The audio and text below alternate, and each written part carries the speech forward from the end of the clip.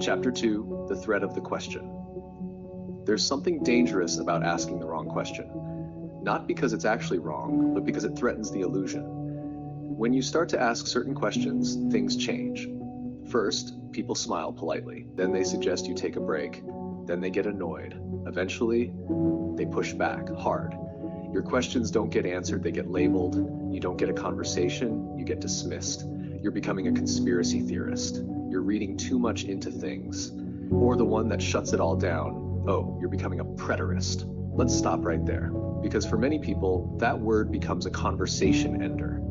It's a bucket, a label, a way to ignore everything you're saying without ever actually addressing any of it. But let's be clear, this isn't preterism. We're not saying everything is already fulfilled. We're not saying the great white throne judgment has happened.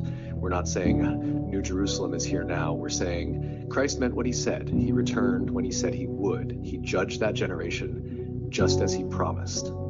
The temple fell. The enemy was bound.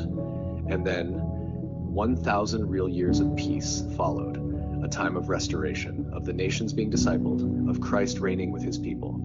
And then, just as Revelation says, Satan was released for a little while. That's where we are now, not in the age of victory, but in the age of deception. The final battle, the last test, the short season, when everything gets turned upside down and only those with eyes to see can find their way through. We'll come back to this more later. But for now, don't let that label stop you. If you've made it this far, something in you already knows. The questions matter. And if they're so threatening that the system needs to shut them down, maybe they're more important than you realized.